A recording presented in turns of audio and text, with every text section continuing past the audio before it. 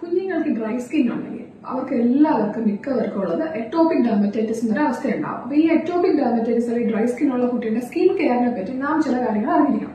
അവർ കുളിപ്പിക്കേണ്ടത് alkali free soaps, അതായത് neutral pH ഉള്ള soap ആയിരിക്കണം ഉപയോഗിക്കുന്നത്. ഡോക്ടർ നിർദ്ദേശിക്കുന്ന അതേ സോപ്പ് കണ്ടിന്യൂ ചെയ്യാം. പിന്നെ രണ്ടാമത് കുളിപ്പിക്കുമ്പോൾ ലൂക്ക് വാം വാട്ടർ, ഇളം ചൂടുവെള്ളത്തിൽ കുളിപ്പിക്കുക, പെട്ടെന്ന് കുളിപ്പിച്ചെടുക്കുക. ഷവർ ബാത്തുകൾ വേണ്ട.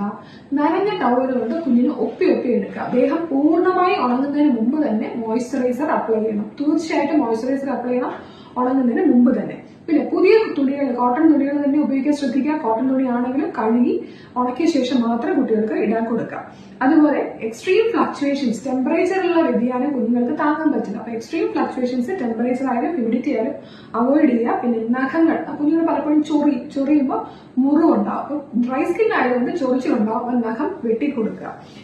അതുപോലെ സ്റ്റിറോയിഡ്സ് കുഞ്ഞുങ്ങൾക്ക് ഉപയോഗിക്കുന്നത് ശ്രദ്ധിക്കുക. ഹൈ ആയിട്ടുള്ള പൊട്ടൻസി ഉള്ള സ്റ്റിറോയിഡ്സ് മുഖത്തിടേണ്ട, മൈൽഡ് സ്റ്റിറോയിഡ്സ് ഉപയോഗിക്കുക. ഡോക്ടർ നിർദ്ദേശിക്കുന്ന കാലയളവ് മാത്രം ഉപയോഗിക്കുക, ദീർഘകാലം ഉപയോഗിക്കാതിരിക്കുക.